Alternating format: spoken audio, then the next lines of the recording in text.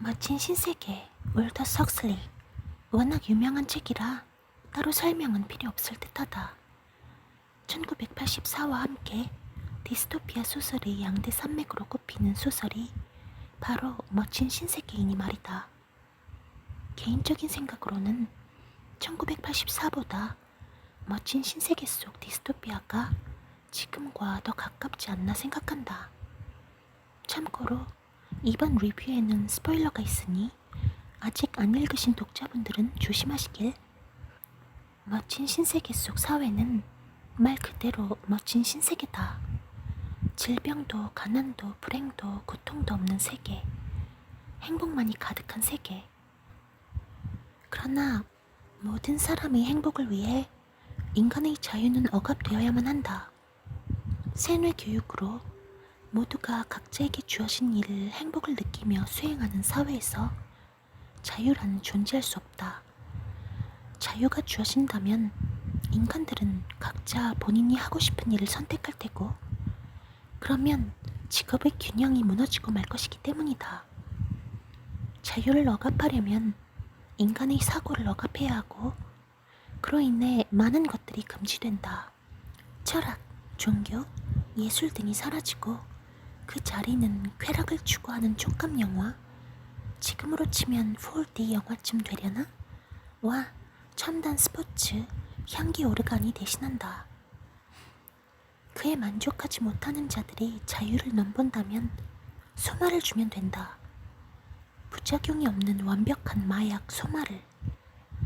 그렇게 멋진 신세계는 모든 이가 각자 주어진 일을 하며 행복을 느끼고, 촉감 영화와 스포츠, 향기 오르간으로 즐거움을 소비하며 완벽한 마약 소마로 쾌락을 맛보면서 끝없이 이어진다. 다음 세대로, 또 그 다음 세대로 영원히 같은 것들을 반복하며. 자유가 없지만 모두가 행복한 이 세계를 헉슬리는 멋진 신세계라고 표현했다. 당연히 반어적인 의미를 담고 있다.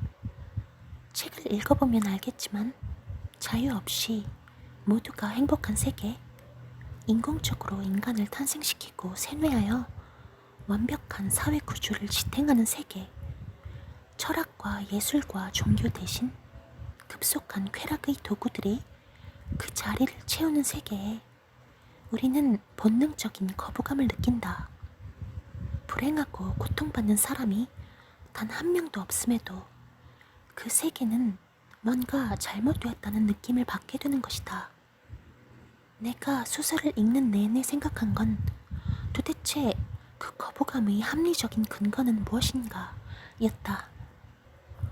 나는 분명 소설을 읽으며 그 속의 세계에 대해 거부감을 느꼈지만 도무지 그 거부감의 합리적인 근거를 찾지 못했다. 왜 인간은 자유가 없으면 안 되는가?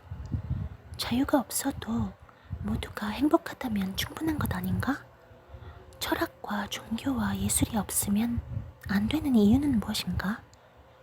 부작용 없는 완벽한 행복을 소마가 가져다 준다면 그것이 인간이 스스로 무언가를 성취하며 얻는 행복과 다른 점은 무엇이며, 소마의 복용으로 느끼는 행복에 대해 내가 느끼는 거부감을 설명 가능한 어떤 근거가 있는가?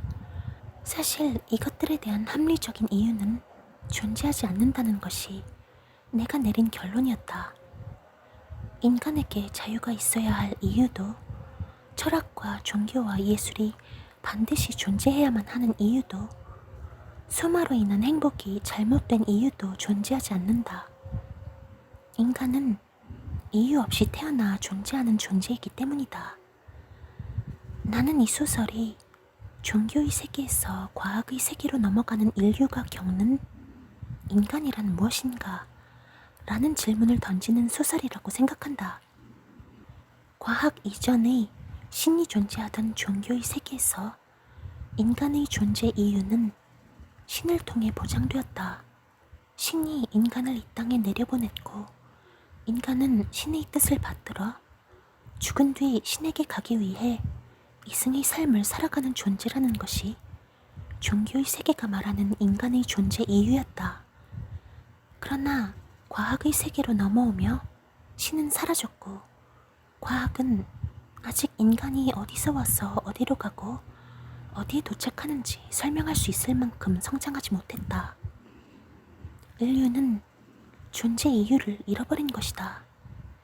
인류가 존재하는데 아무 이유도 없다면 인간다운 것도 존재하지 않는다. 우리는 멋진 신세계를 읽으며 소설 속 세계가 잘못되었다고, 인간은 저렇게 살아서는 안 된다고 느낀다. 그러나 그 거부감을 점점 파고 들어가다 보면 그것을 설명할 어떤 합리적인 근거도 없음을 깨닫게 된다.